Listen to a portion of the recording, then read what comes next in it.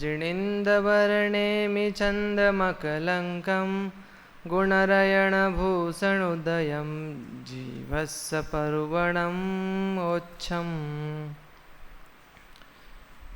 विगत दिनों से अपन गति आगति की चर्चा कर रहे हैं। गति आगति में जीव समास और नरक गति में गति आगति की चर्चा अपनी पूर्ण हो गई थी। आज तिर्यंच गति में गति आगति इसकी चर्चा करनी है। तो जब तक सारे विद्यार्थी आ रहे हैं तब तक रिवीजन के रूप में नरक गति से गति आगति या नरक गति की गति आगति कौन बता सकता है? माइक लेकर आ गए, कॉर्डलेस माइक।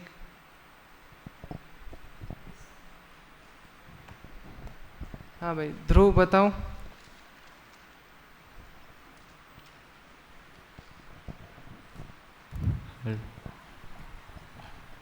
सातवें नरक से निकलकर जीव संगी पंचेंद्री तिर्यंची होगा। नहीं, पहले सर्वसामान्य बता दो कि सर्वसामान्य अगर नरक से जीव निकलेंगे तो कहाँ कहाँ जाएंगे?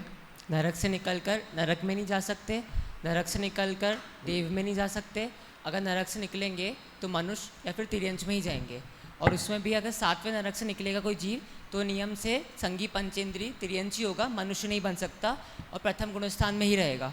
अगर छठवें गुणस्थान से निकलेगा, अगर छठवें नरक से निकलेगा तो मनुष्य और तिर्यंच बन सकता है और होने को देशव्रती पंचम गुणस्थान तक जा सकता है। पांचवें नरक से निकलेगा तो मनुष्य और तिर्यंच बन सकता है और महाव्रती बन सकता है, पर उस भव में मोक्ष नहीं जाएगा। चौथे नरक से मनुष्य तिर्यंच हो सकता है, मोक्ष भी जा सकता है, पर कोई तीर्थंकर नहीं बन सकता। और पहले दूसरे तीसरे नरक से निकलकर मनुष्य तिर्यंच भी बन सकता है और मोक्ष भी जा सकता है। एक और विवक्षा रहेगी ना, जो पहले दूसरे तीसरे नरक से निकलते हैं। हाँ, कौन बताएगा कौन सी बात रह गई है? इधर, हाँ, कीर्तन को दे दो।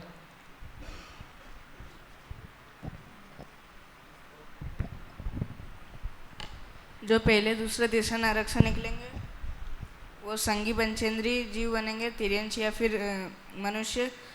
उसमें भी भगवान बन सकते हैं, मोक्ष। भगवान तो बन ही सकते हैं, लेकिन महापुरुष नहीं बन सकते। अच्छा, महापुरुष नहीं बन सकते तो ठीक है, बता दिया। और तीर्थंकर भी बन सकते हैं, पर तीर्थंकर के साथ महापुरुष नहीं बन सकते, क्योंकि तीर्थंकर का जो पुण्य होता है, मतलब उतना तो पुण्य व्यय हो जाता है, पर एक्स्ट्रा पुण्य चाहिए रहता है महापुरुष बनने के लिए। अच्छा, तीर्थंकर तो बन सकते हैं, लेकिन तीर्थंकर के अलावा कौन से महापुरुष नहीं बनते हैं? कोई नाम बता सकता है क्या? आपने इतने दिनों में निकाल लिया होगा। चक्रवर्ती। हाँ, कौन बताएगा? पीछे दे दो माइक। चक्रवर्ती, नारायण, प्रतिनारायण, बलभद्र, ये सब नहीं बन सकते। चक्रवर्ती, नारायण, पतिनारायण, बलभद्र और रुद्र, कामदेव, ये जितने भी हैं ये सब नरक से निकल कर आते हैं, तो ये बन नहीं सकते। जितने भी पद दिए ना, इन पदों के धारक वह नहीं बन सकते हैं। ये सारी बातें वहाँ पर बताई गई थी। मोटी मोटी आप इतनी बातें भी याद रखेंगे तो भी आप नरक गति की गति आगति अपन समझ सकते हैं। आज अपन तिर्यंच गति की चर्चा प्रारंभ करने वाले हैं। तिर्यंच गति और तिर्यंच गति से फिर गति आगति, ये चार्ट लग गया पीछे। हाँ, तो सबसे पहले अपन समझेंगे तिर्यंच गति की विशेषताएं।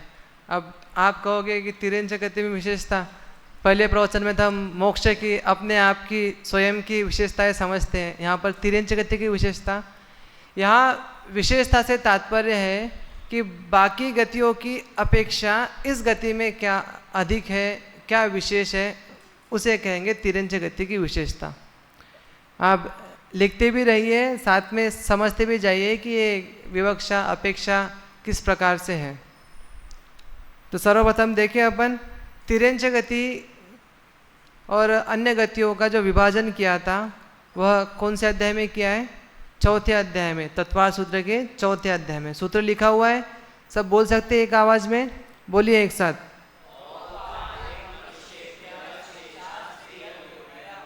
औपपादिक मनुष्येभ्य है ना। औपवादी कौन होते हैं?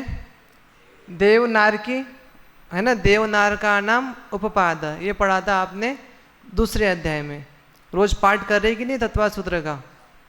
एक उपवास नहीं चाहिए क्या आप लोगों को? है ना, बिना किए आधे घंटे में एक उपवास।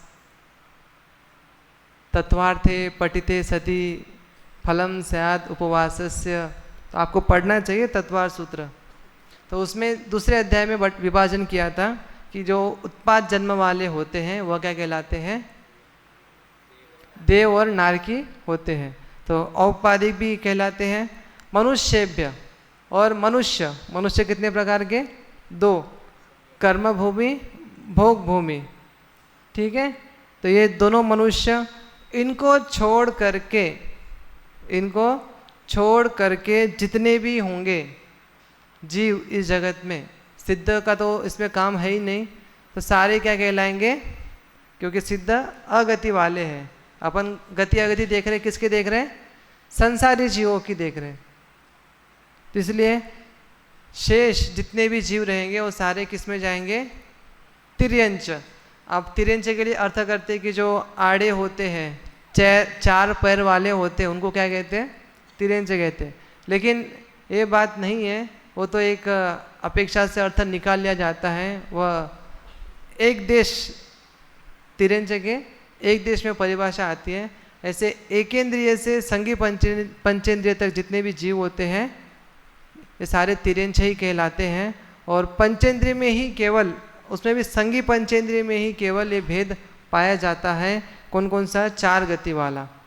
तो इस तरह से शेषास तिर्यक योनय, इस सूत्र का ये तात्पर्य है। तो तिर्यंच गति कितनी बड़ी है ना। अब और समझेंगे उसे कि कितने जीव तिर्यंच गति में आते हैं।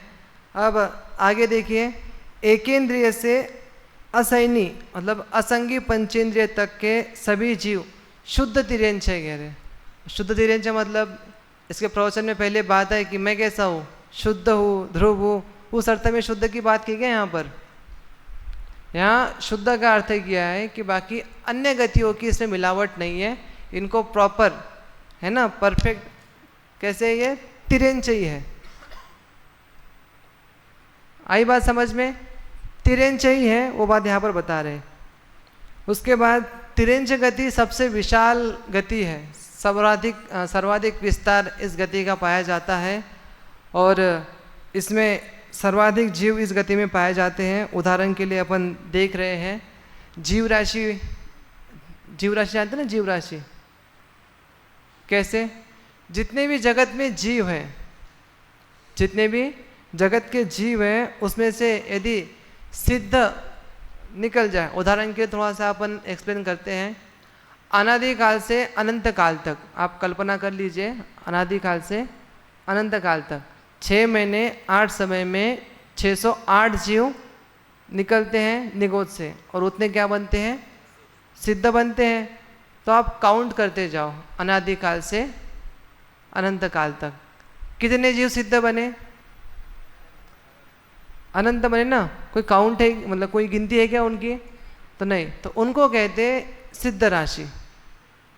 मतलब जितने सिद्ध बने हैं उन सभी सिद्धों का समूह वो कहलाएगा सिद्ध राशि। यदि सारे जीवों में से सिद्ध राशि निकाल दिया जाए तो संसार राशि निकल आती है, और इन दोनों को मिलाएंगे तो इतनी जीव राशि है। राशि मतलब समूह, ठीक है। ऐसे रत्नों की राशि कहते हैं ना, ऐसे राशि मतलब समूह, सिद्धों की राशि, संसार राशि। कितने जीव है तिर्यंच गति में? अभी इससे खुलासा नहीं हुआ। यहाँ पर अभी केवल संसारी जीव कितने हैं ये पता चल गया कि सिद्ध राशि हटा देंगे तो संसारी राशि उतनी कहलाएगी।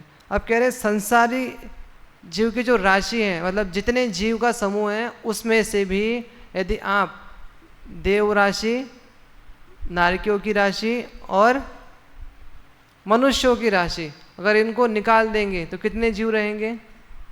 कभी अगर समय मिलेगा ना तो अपन इनकी भी चर्चा कर लेंगे, कितने कितने जीव हैं और किसको कितना गुना करना पड़ेगा तो कितने कितने जीवों की संख्या निकलेगी। तो ये कभी फिर चर्चा कर लेंगे। तो देव राशि, मनुष्य राशि, नारकियों की राशि, इन तीनों की राशि यदि माइनस करेंगे संसारियों में से तो क्या बचेगा? तिर्यंचों की राशि मिलेगी। अब तिर्यंचों में भी थोड़ा सा बता रहे कि ये राशि कितनी है, जो कह रहे असंख्याता संख्यात, असंख्यात को असंख्यात से गुना करेंगे ना, इतनी राशि है तिर्यंचों की। और तिर्यंचे में भी ये अभी पंचेंद्रिय की चल रही है संसारी में, ठीक है। ऐसे संसार राशि तो कितनी है? अक्षय अनंत, अक्षय अनंत संसार की राशि कभी खत्म नहीं होने वाली। खत्म हो जाएगी तो क्या होगा? संसार खाली हो जाएगा। जब पानी पीने के बाद बोतल खाली हो जाती ना, ऐसे संसार खाली हो जाएगा। इसलिए कितना है वो? अक्षय।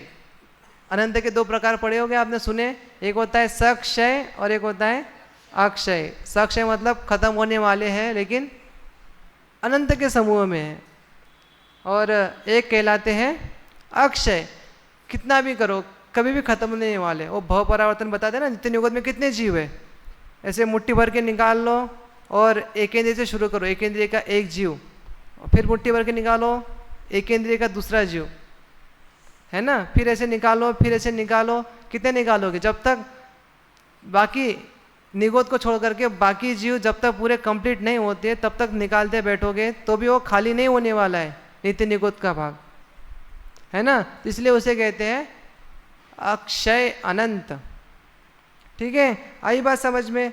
अब और थोड़ा सा आगे चलते हैं कि जीव कितने हैं। संख्याता संख्यात है, मतलब बहुत संख्या है, बाकी की अपेक्षा से इनकी संख्या अधिक है। ये पंचेंद्रिय का खुलासा किया गया यहाँ पर। अब आगे देखते हैं कि ये तिर्यंच गति के जीव है कौन से गुणस्थान तक पाए जाते हैं। मैं गुणस्थान की बात इसलिए ले रहा हूँ क्योंकि आज अपन तिर्यंच की गति आगति का वर्णन सामान्य पढ़ेंगे, कल से गुणस्थान के आधार से इनका वर्णन पढ़ेंगे। देखिए, इस गति में प्रथम से पहले गुणस्थान से पंचम गुणस्थान तक जीव पाए जाते हैं। पंचम गुणस्थान अधिक से अधिक इनका हो सकता है, इसलिए कह रहे हैं पंचम गुणस्थान तक पाए जाते हैं। ये तिर्यंच गति की विशेषता है। देव और नारकियों में ये नहीं होते। देव में नारकी में कितना होता है? चौथे गुणस्थान तक ही पाए जाते हैं। और तिर्यंच कितने? बहुत सारे हैं। तो किस किस की अपेक्षा से बात करेंगे, इसलिए गुणस्थान की अपेक्षा से ही तिर्यंचों की गति आगति की बात करेंगे, इसलिए गुणस्थान का भी अपन विषय लेंगे। जीव समास में कितने भेद देखे थे अपन ने? एक 98 वाले भी देखे थे ना, उसमें 85 भेद किसके हैं? तिर्यंच गति के ही भेद है जीव समास में से। और आगे देख लो, योनियों में भी कितनी है ना, 84 लाख में से 62 लाख तो अकेले तिर्यंच की है। कितना विस्तार है तिर्यंच गति का, बहुत विस्तार है। अच्छा, एक क्षेत्र यहाँ पर दिया नहीं है, मैं क्षेत्र की बात पूछूं आपको। जैसे नरक गति होगी तो नरक नारकी कहाँ रहते हैं? अधोलोक में रहते हैं। मनुष्य भी हो गए तो कहाँ रहते हैं?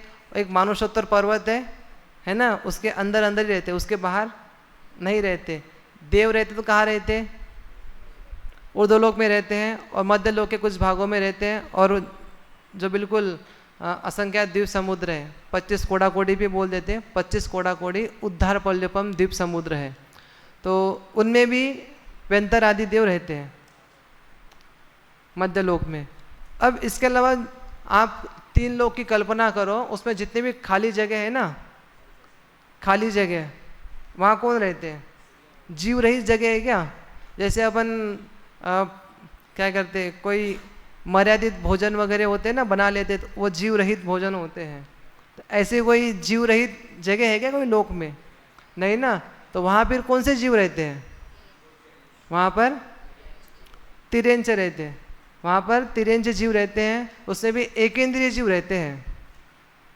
और त्रस कहाँ रहते हैं? जो अपन 2 से लेके जिनका आप विस्तार देखते हैं, वो कितने भागों में रहते हैं? केवल एक त्रस नाली में रहते हैं। तो क्षेत्र की अपेक्षा से भी तिर्यंचों का क्षेत्र बहुत अधिक विस्तार वाला है, क्षेत्र वाला है। इसलिए तिर्यंच की विशेषता है, मुझे बताने का मन किया था इसलिए बताया। और आगे 1-2 बातें।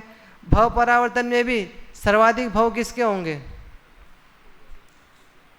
सर्वाधिक भव किसके होंगे? आप कहोगे 10,000 वर्ष से 33 सागर तक काउंट करो है ना, नारकियों के ज़्यादा होंगे, देवों में भी देव कितने हैं उनके भी चालू करो, है ना, 10,000 वर्ष से लेके 33 सागर तक, 33 सागर तो नहीं होगा, ग्रहवेग तक जो काउंट करते हैं, 90 ग्रहवेग तक, 31 सागर तक जो काउंट करते हैं, गिनती करते हैं, तो उसमें भाव कितने बनेंगे देवों के।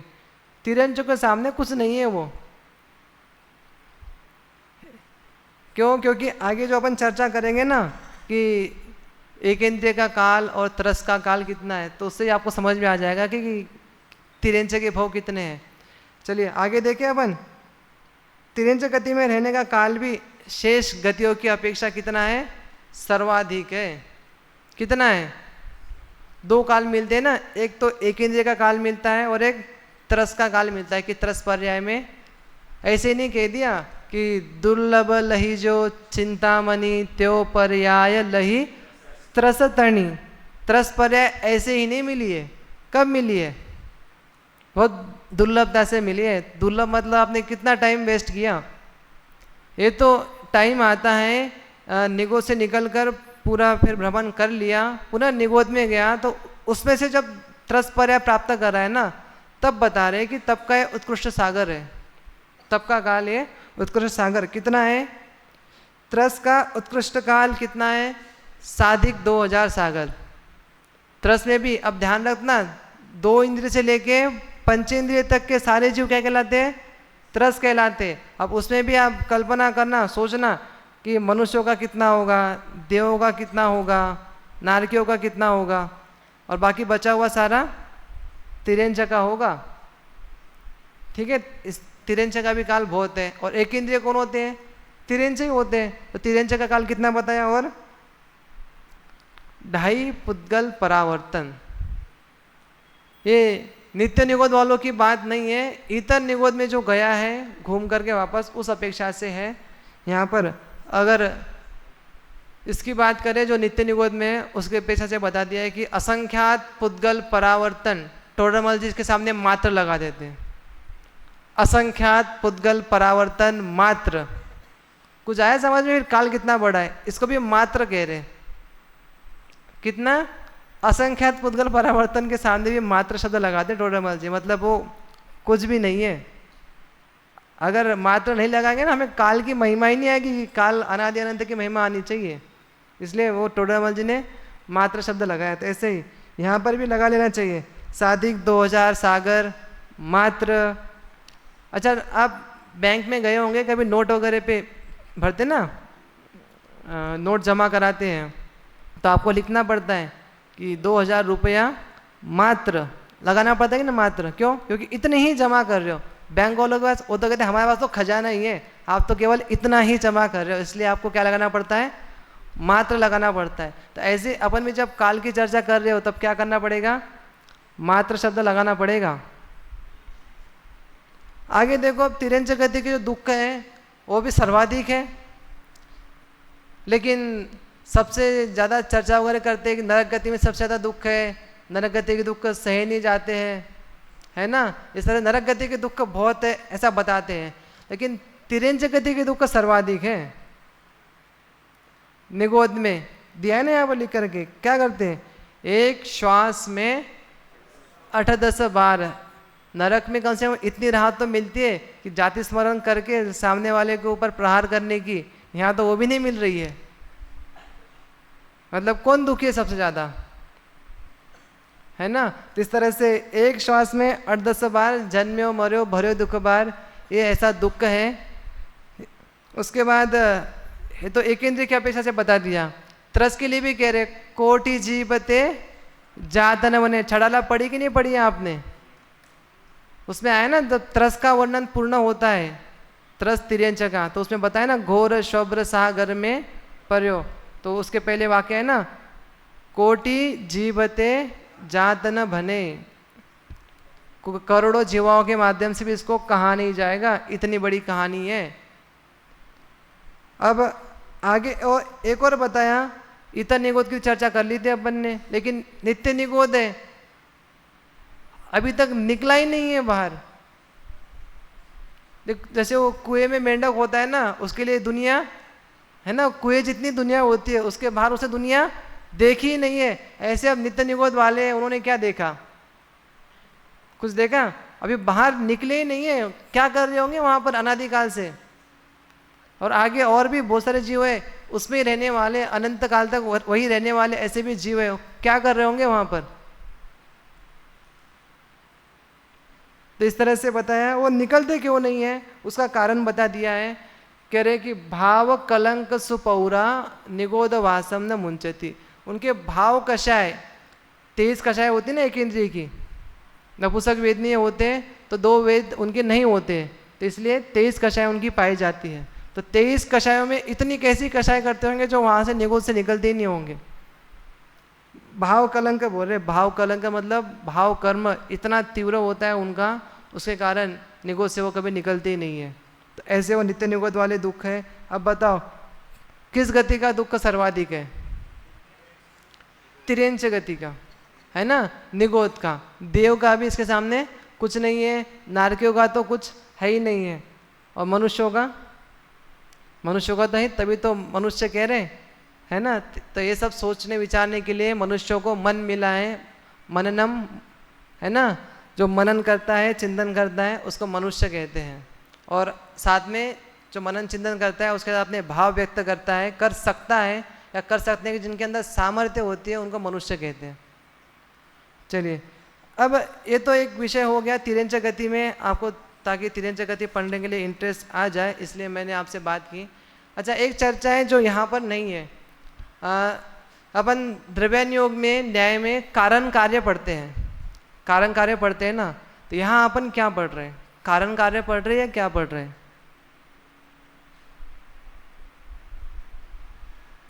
कारण कार्य पढ़ रहे हैं, क्या पढ़ रहे हैं? वरिष्ठ वालों से मैं पूछना चाहूँगा, क्योंकि आपने तो पढ़ा है ना, निमित्त उपादान पढ़ा है, कार्य और कारण, है ना। कार्य मतलब वर्तमान और कारण मतलब जस्ट उसके पहले वाली पर्याय। यहाँ पर क्या बात है? कोई बता सकता है कि क्या क्या पढ़ रहे हैं अपन? कारण कार्य पढ़ रहे हैं या क्या पढ़ रहे हैं?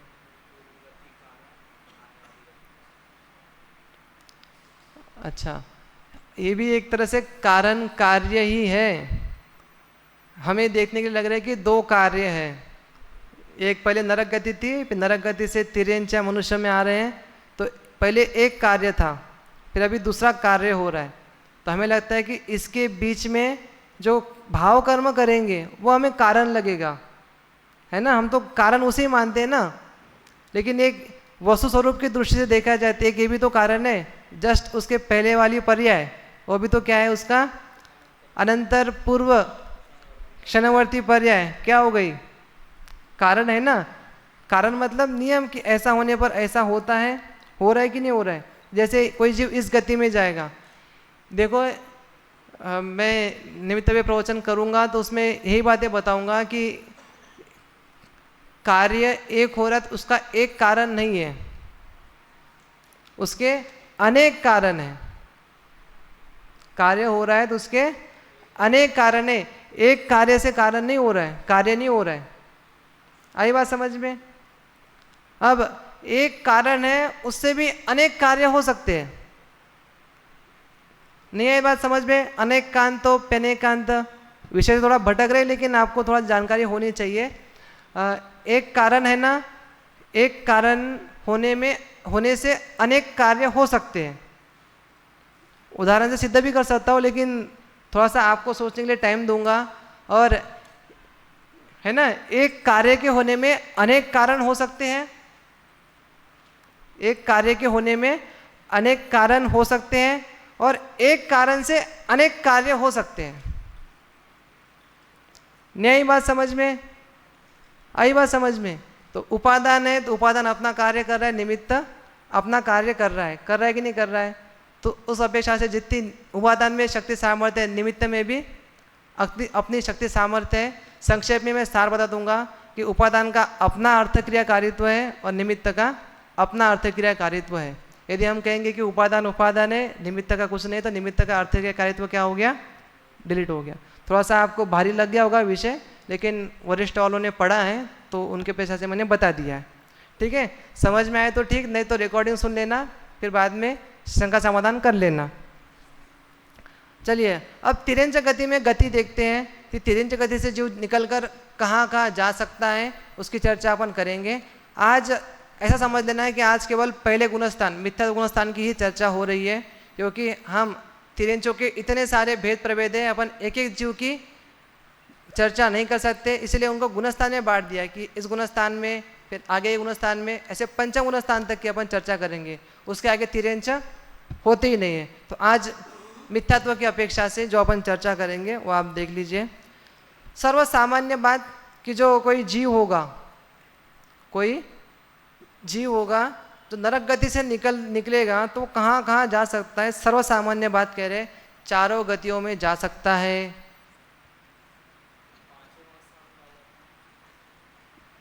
उसकी चर्चा बाद में करेंगे। अभी क्या कहा मैंने, पहले गुणस्थान की चर्चा करेंगे। सर्वसामान्य में चारों गतियों में जा सकता है। अब कैसे? नरक गति में सातों में जा सकता है, नरक गति सातों नरक भूमियों में जा सकता है। एक आज और विषय थोड़ा सा टकरा रहा था कि तिरंच है, सातवें नरक से कोई निकला हुआ है, कुछ काल के प्रभाव से भी इतना डिस्काउंट मिल जाता है कि अपन वहाँ तक नहीं जा पाते। ऐसा आता है कि अभी पंचम काल है, पंचम काल में तीसरे नरक से आगे नहीं जा पाते, तो आपको बाकी के नरकों में जाने का क्या मिल गया? डिस्काउंट मिल गया। मिल गया कि नहीं मिल गया? अब ये भी एक निमित्त है। मुझे यहाँ सर्वनिमित्त मिले में एक ये भी निमित्त है कि ये डिस्काउंट मिला हुआ है। और ऊपर स्वर्ग में 16वें स्वर्ग से ऊपर नहीं जा सकते, क्योंकि यो श्रावक व्रतपाल स्वर्ग 16 उपजावे, है ना, पंचम काल में उसके ऊपर नहीं जा सकते। ये तो क्लियर हो गया ना आपको? तो इस तरह से बाकियों में सब चीज़ों में जा सकते हैं। ये सारी बातें बराबर ध्यान रखें। देवगति में भी कहाँ जाएगा? देवगति में कह रहे भवनत्रिक में तीनों आते, भवनवासी, वैमानी, वेंतर और ज्योतिष, तीनों में भी वो जा सकता है। उसके बाद कह रहे 16वें स्वर्ग तक जा सकता है। इसके लिए 2 प्रमाण मिलते हैं, मैं चर्चा करूंगा आपसे आगे। 12वें स्वर्ग तक का भी मिलता है और एक 16वें स्वर्ग तक का भी प्रमाण मिलता है, उसकी चर्चा अपन करेंगे। उसके बाद मनुष्य गति में जाएगा तो मनुष्य गति में तिरंच भोग भूमि में तो नहीं जाएगा, तो कर्म भूमि में ही जाएगा। और कहते हैं कि समूर्छन और गर्वज 2 मनुष्यों के प्रकार होते हैं, उन दोनों में भी वो जा सकता है। अब समूर्छन कौन बनता है, गर्वज कौन बनता है, इसकी चर्चा अपन बाद में करेंगे। अभी तो बहुत सर्वसामान्य बता रहे कि तिरंज गति से इस गति में यहाँ तक जा सकता है। आप सब लोग लिखने में उपयोग लगा रहे, थोड़ा सा आप इधर भी उपयोग लगाए, सुने तो आपको करनायोग कठिन नहीं लगेगा। करनायोग कठिन नहीं है, सरल है। अच्छा ये बताओ, एक चेस है, चेस खेलते हैं ना, कठिन है या सरल है? अच्छा लेकिन उसके लाभ क्या है? उससे क्षयोपशम बढ़ता है। तो करनायोग भी तो कठिन है, इसको पढ़ने से आपका क्षयोपशम नहीं बढ़ेगा क्या? उसमें लिखा है करनायोग के पढ़ने से तत्काल लाभ, करनायोग के पढ़ने से लाभ। आप पढ़ना लाभ पूरे कितने कितने लाभ मिलते हैं, तो उसमें एक ये लाभ भी है, क्षयोपशम विशेष होगा। मतलब वो जड़ बुद्धि जिसकी होती है ना, उसकी भी सूक्ष्म बुद्धि बन जाती है करनायोग के पढ़ने से। क्लास में कोई अगर अपने आप को समझ रहा हो तो भैया करनायोग पढ़ना शुरू कर देना। लेकिन एक और बात ध्यान रखना, आप क्षयोपशम की इच्छा से पढ़ोगे तो वैसे बिल्कुल भी नहीं बढ़ने वाला, आपका प्रमाद बीच में आ जाएगा। क्योंकि इच्छा का दूसरा नाम एक प्रमाद भी है, या फिर ऐसा कहो कि इच्छा प्रमाद दोनों दोस्त है। इसलिए ध्यान रखना, कोई इच्छा से नहीं पढ़ेगा, है ना, बिल्कुल नॉर्मल भावना से आप पढ़ेंगे तो आपका क्षयोपशम विशेष हो सकता है। ये बात बराबर ध्यान रखें। तिरंज गति में जाएगा तो एकेंद्रिय से संगी पंचेंद्रिय बन सकता है, क्योंकि तिरंज में भेद थे, एक इंद्रिय से लेके संगी पंचेंद्रिय सारे तिरंज के भेद हैं। जो 4 गति का भेद है वो केवल संगी पंचेंद्रिय में पड़ता है, ये अपने पहले देख लिया था। अब विशेष देख लीजिए। विशेष में अब इसमें ज़रूर घटा रहे, एक इंद्रिय से 4 इंद्रिय तक के जो जीव है वह मनुष्य तिरंज ही बनते हैं, देव नारकी नहीं जाते। एक इंद्रिय से 4 इंद्रिय तक ले रहे, तो इससे कितना बड़ा मैटर क्लियर हो गया? एक इंद्रिय, 2 इंद्रिय, 3 इंद्रिय, चतुर्ंद्रिय, है ना। यहाँ तक कि जीवों का तो गति आगति यहीं पर पूर्ण हो गई पूर्ण। अब उसमें से भी चींटी की परे में जाता है या इसकी परे में जाता है, उसकी परे में जाता है, ये सब बहुत सूक्ष्म बातें हैं, ये ग्रंथों में भी नहीं मिलती है, क्योंकि हमें बस केवल ज्ञान गम्य विषय है, लेकिन कर्णानियों की पद्धति क्या है, छद्मस्तों को बुद्धि गोचर हो उसके अनुसार वर्णन किया गया है, इसका भी बराबर ध्यान रखना है। आगे देखो, पंचेंद्रिय में जाएंगे तो पंचेंद्रिय फिर दोबारा कह रहे चारों गति में जा सकते हैं, है ना, पंचेंद्रिय चारों गति में जा सकते हैं। अब उसमें भी देखो पंचेंद्रिय में दो भेद होते हैं ना, संगी और असंगी, तो उसके पीछे से कह रहे संगी हो तो कहाँ जाएगा, असंगी हो तो कौन कौन सी गति में जा सकता है, उसको देखते हैं। असंगी की पहले चर्चा कर लेते हैं। ये सारी अभी किसकी चर्चा चल रही है, मिथ्यात्व गुण स्थान की अपेक्षा से, ठीक है, जो जो मिथ्यात्व में उनके पेशे से बात चल रही है। जो आगे गुणस्थान में रहेंगे, कोई तिर्यंच सम्यत्यु होंगे, अनुवृत्ति होंगे, उनकी चर्चा अभी यहाँ पर नहीं कह रहे, ठीक है। देखो जो असंगी होंगे वो प्रथम नरक में जा सकते हैं, असंगी जीव प्रथम नरक तक जा सकते हैं, उससे आगे नहीं जा सकते। क्यों नहीं जा सकते, अबे चन्नान्यों की वजह से कारण हो गया, तो वो इतना भाव ही नहीं कर पाते, इतना परिणाम ही नहीं कर पाते, इतने कषाय भाव उनसे नहीं हो पाते हैं, इसलिए वह प्रथम नरक में ही जाते हैं। जैसे गति आगति विषय क्यों पढ़ना चाहिए, थोड़ा सा और एक लाभ बता देता हूँ मैं, बीच में विकल्प आ रहा है। जैसे समय दृष्टि क्या पढ़ते हैं ना, प्रथम नरक बिन षटभु ज्योतिष वान भवन षंड नारी थावर विकल त्रय पशु में नहीं, तो समय दृष्टि कहाँ कहाँ जा सकता है ये नियम पता है, तो ऐसे ही बाकी जीव भी कहाँ कहाँ तक जा सकते हैं ये नियम भी पता होना चाहिए, इसलिए भी गति आगति का सिद्धांत आपको पता होना चाहिए। आगे देखें, असंगी पंचेंद्रिय प्रथम नरक तक जा सकते हैं, जो कि मन बिना निपट अज्ञानी थयो, छड़ला याद आ रही है, उसमें दिया है ना, हाँ, तो आप वहाँ से भी गति आगति निकाल सकते हो। वो पूरा छंद क्या आएगा, दुर्लभ लहिजो चिंतामणि त्यो पर्याय, अच्छा, कबहु पंचेन्द्रिय पशु भयो मन बिन निपट अज्ञानी थयो, तो इतने अज्ञानी है कि उस अज्ञान से आप पहले नरक से आगे जाने की तैयारी भी नहीं कर सकते, मतलब नहीं जा सकते। अब सोच लो वो कितना अज्ञान हो सकता है, मन बिन, तो इसलिए कह रहे हैं कि बिना मन के वो पहले नरक से आगे नहीं जाते हैं। उसके बाद भवनवासी एवं व्यंतर बन सकते हैं, भवनवासी और व्यंतर में ही जाएंगे, बाकी ज्योतिष की जो बताए ना, ज्योतिष में और वैमानिक में नहीं जा सकते। कौन, असंगी पंचेंद्रिय तिर्यंच, तिर्यंच की चर्चा चल रही ना, तिर्यंच आप लगा लेना।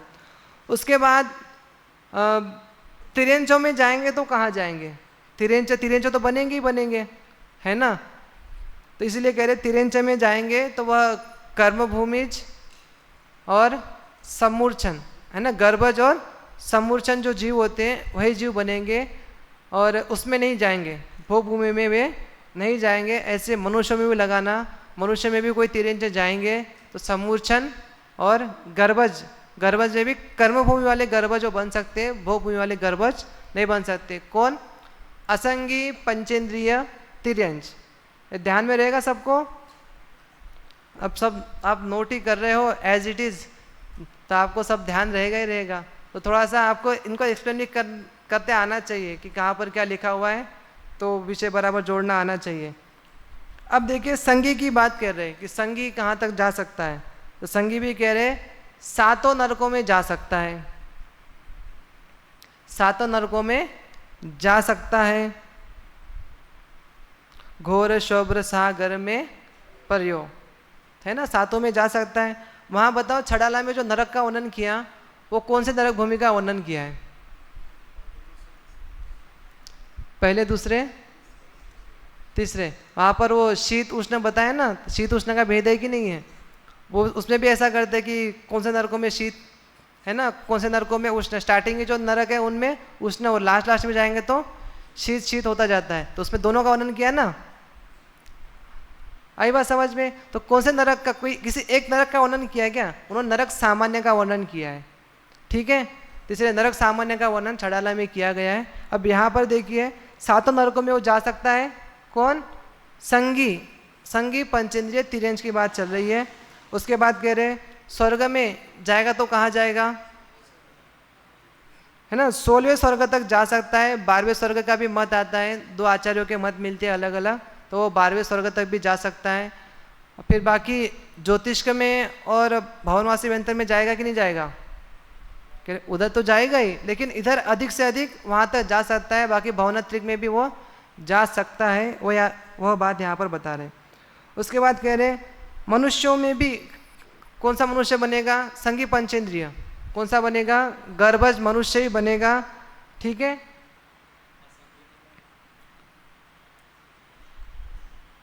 भोग भूमि को छोड़कर सभी प्रकार के जितने भी तिर्यंच हैं वह तिर्यंच बन सकते हैं। मतलब जितने भी तिर्यंच हैं वो सारे संगी तिर्यंच, वो क्या बन सकते हैं?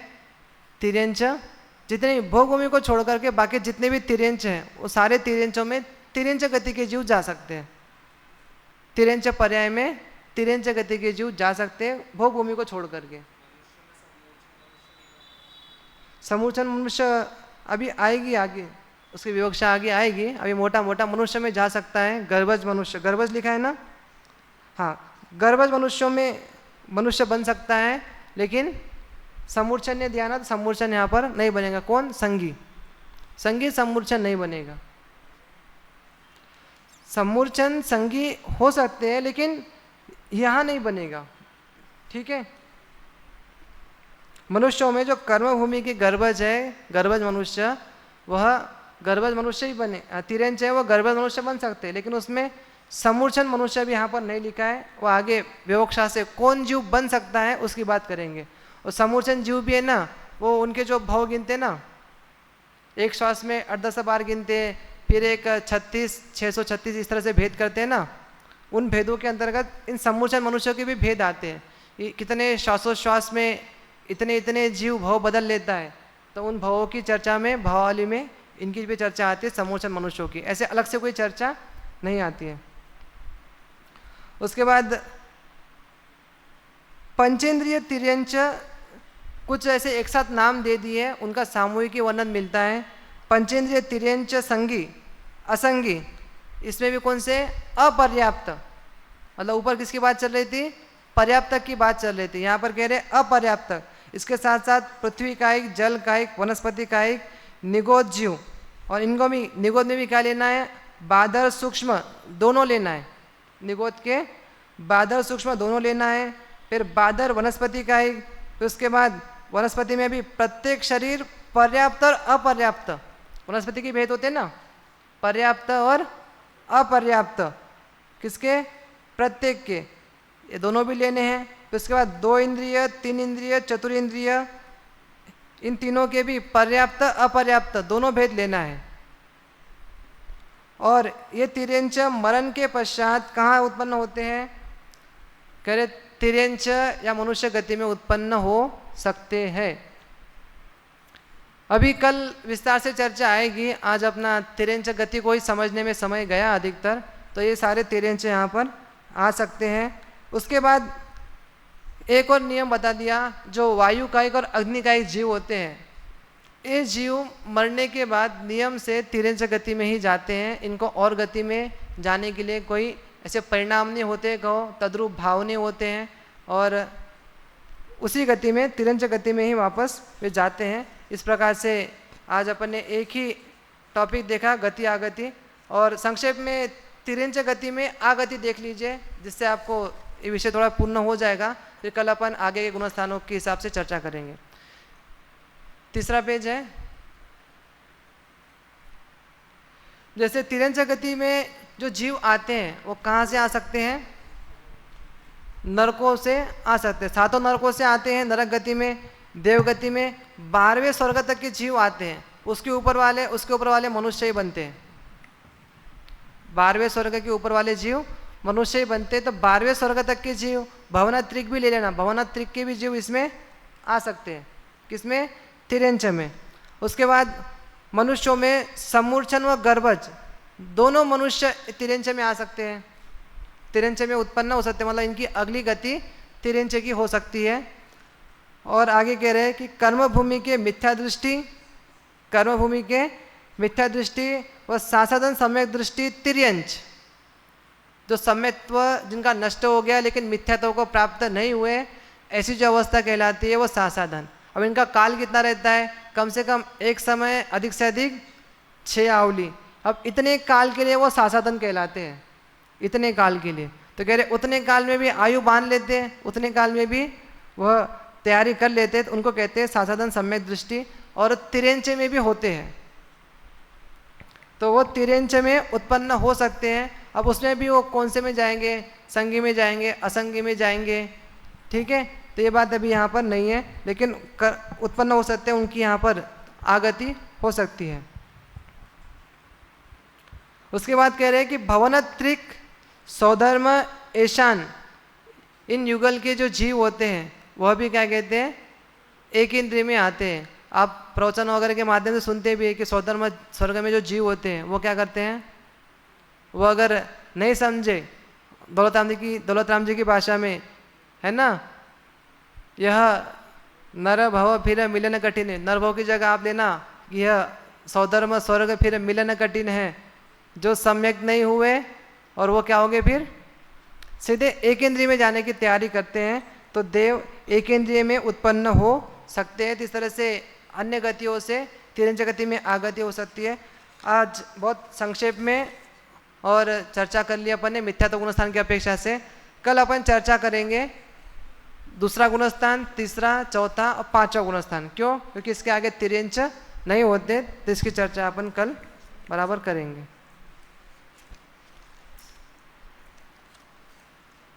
ठीक है, आज का सार रहने देते हैं क्योंकि समय अधिक हो गया है, तो कल ध्यान रखेंगे इसका। 5 मिनट पहले खत्म करके अपन सार बताएंगे। अभी जिन्होंने स्तुति करते हैं दिव्यम जय। अनन्तधर्मनस्तत्त्वं पश्यन्ति प्रत्यगात्मना अनेकान्तमयी मूर्ति नित्यमेव प्रकाश्यते।